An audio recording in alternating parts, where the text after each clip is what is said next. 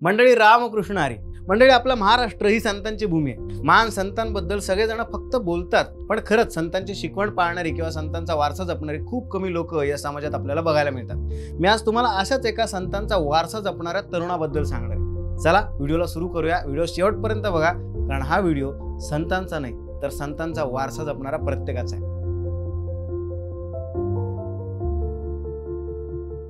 गीता भागवत करीती श्रवण, अखंड चिंतन विठोबांचे. तुका म्हणे मज घडो त्यांची सेवा, तरी माझ्या दैवा पार नाही. याचा अर्थ, सात्विक वृत्तीची मुले गीता भागवत श्रवण करतात, विठ्ठलाचे अखंड चिंतन करतात. तुकाराम महाराज म्हणतात, अशा लोकांची सेवा माझ्या हातून घडली तर माझ्यासारखा भाग्यवान मीच ठरेल. अगदी हाच विचार मनात ठेवून ही संतवाणी भारतभर आणि जगभर पोहोचवण्यासाठी रोहित दादा काम करताना दिसतात.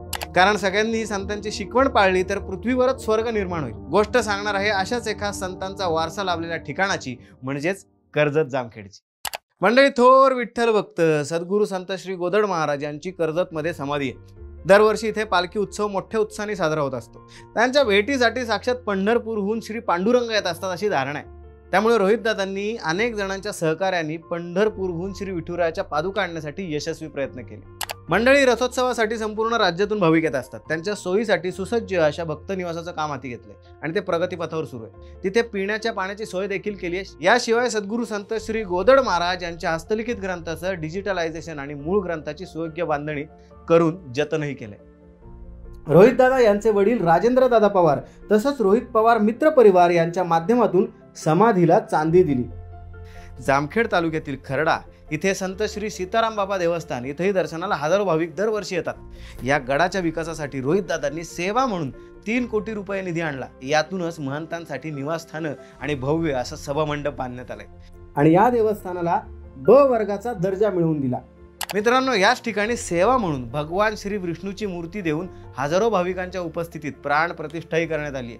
तसंच गडासाठी ॲम्ब्युलन्स ही देण्यात आली आहे. गडावर पिण्याच्या पाण्याची सुद्धा व्यवस्था केली आहे. संत श्री भगवान बाबा यांचे गुरु संत श्री गीते बाबा यांची समाधी ही खरडा इथं आहे. या ठिकाणी संत श्री भगवान बाबा यांची पालखी ही विसाव्यासाठी थांबत असते. रोहितदादांच्या मातोश्री सुनंदाताई पवार यांच्या 2019ला पहिल्यांदा इथं दर्शनासाठी गेल्या असताना या ठिकाणी काहीतरी मोठी शक्ती आहे असं त्यांना जाणवलं.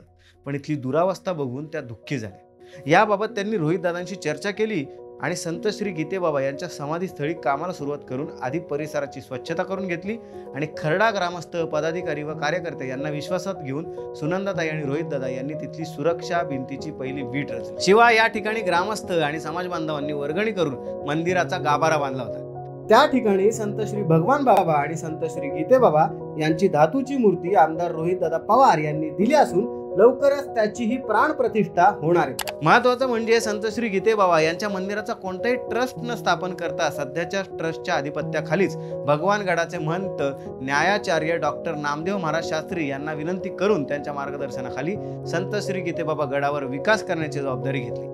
मंडळी, या गडावर सभामंडप, महंत निवासस्थान, प्रसादालय आणि स्वच्छतागृह उभारण्यासाठी महाविकास आघाडी सरकारकडून 6 कोटी रुपयांचा घसघशीत निधी आणला आणि ही कामं आज वेगाने सुरू होत आहेत.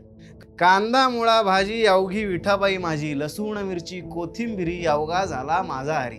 अशा शब्दात कर्म हीच विठ्ठल भक्ती असं संत शिरोमणी श्री सावता महाराज यांनी सांगितले. मंडळी, रोहितदादा राजकारणात येण्यापूर्वीपासूनच त्यांचे वडील श्री राजेंद्र दादा पवार आणि मातोश्री सौ सुनंदाताई पवार या पंढरपूरला जात असत. संत शिरोमणी श्री सावता महाराज यांचे वंशज भ रमेश महाराज वसेकर आणि राजेंद्र दादा पवार यांचा अनेक वर्षांचा स्नेहसंबंध आहे. रोहितदादा ही ज्या वेळी इथं दर्शनासाठी जातात त्या प्रत्येक वेळी श्री क्षेत्र अरण इथं सेवा म्हणून काहीतरी करण्याचा विचार त्यांच्या मनात यायचा. अरणगावमध्ये श्री योगीराज निस्पृह रणजित म्हणजेच बापू महाराज यांच्या मठासाठी सेवा म्हणून नवीन ट्रॅक्टर आणि पाण्याचा टँकर दिला. अखेर श्री रमेश महाराज वसेकर यांच्या मार्गदर्शनाखाली संत शिरोमणी श्री सावता महाराज हेच जणू रोहितदादांच्या हातून सेवा म्हणून दर्शनासाठी येणाऱ्या भाविकांसाठी भक्त निवासाचं काम करून घेत आहेत. मंडळी, रोहितदादांनी हे काम हाती घेतल्यानंतर राज्यातल्या अनेक मान्यवरांचं लक्ष श्री क्षेत्र आरणकडे लागलं आणि त्यांच्या माध्यमातूनही इकडे विकास कामं होतील अशी अपेक्षा करायला काही हरकत नाही. याशिवाय आरणमध्ये 100 फूट उंचीचा वारकरी ध्वजही आमदार रोहितदादा पवार यांच्या माध्यमातून उभारण्यात आलाय. जामखेडच्या जमदारवाडीमध्ये सद्गुरू संत श्री वामन भाऊ महाराज यांच्या मंदिराच्या सभामंडपासाठी 25 लाखांचा निधी मंजूर करून आणला. धाकटी पंढरी म्हणून प्रसिद्ध असलेल्या श्री क्षेत्र धनेगाव या ठिकाणी प्रसादालय आणि परिसराचे सुशोभीकरण करण्यासाठी 50 लाख रुपये निधी मंजूर करून आणले.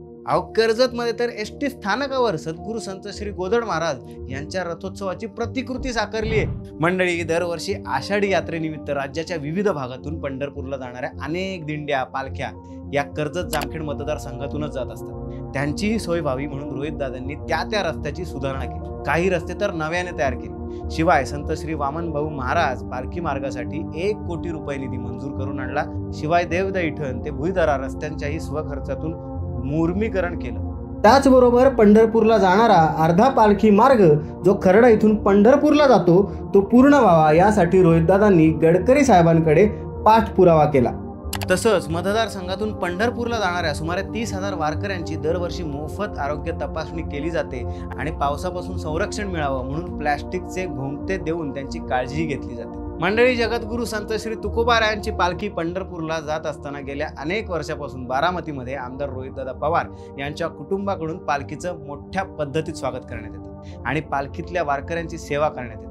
याच संतभूमीतील वारकऱ्यांना व संगीत क्षेत्रातील कलाकारांना हक्काचं व्यासपीठ मिळावं म्हणून रोहितदादांच्या सृजन फाउंडेशनच्या माध्यमातून सृजन भजन स्पर्धेची सुरुवात झाली. पहिल्यांदा जिल्हा स्तरावर, मग राज्य स्तरावर आणि आता अखिल भारतीय स्तरावर ही स्पर्धा गाजतीये.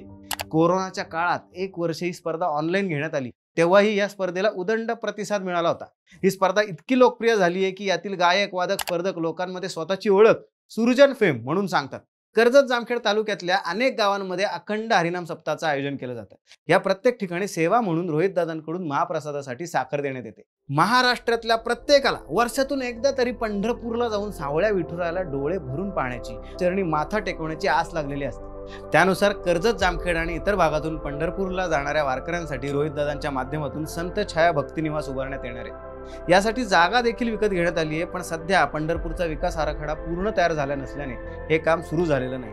तांत्रिक अडचण दूर होताच हे कामही तातडीने सुरू होणार आहे. परंतु तोपर्यंत वारकऱ्यांची कोणती गैरसोय होणार नाही यासाठी रोहितदादांकडून त्यांची राहण्याची आणि जेवणाची तात्पुरती सोय केली जाते. मंडळी, कर्जत आणि जामखेडमध्ये गेल्या अनेक वर्षापासून विविध कार्यक्रमातून संतांचा वारसा जपला जातो. त्याचं श्रेय रोहितदादांना गेलं पाहिजे. त्यांच्या कल्पनेतून आणि प्रयत्नातून सर्व क्षेत्रात काम होत आहे. कुठल्या राजकारणात न पडता आणि न अडकता केवळ विकास कामांकडे लक्ष देत आहेत. भले तर देऊ कासेची लंगोटी याप्रमाणे रोहितदादा लोकांना मदत कार्य करत आहेत. त्यामुळे सगळे कर्जत जामखेडकर आता एकच म्हणतायत, दिल से दादा फिर से दादा.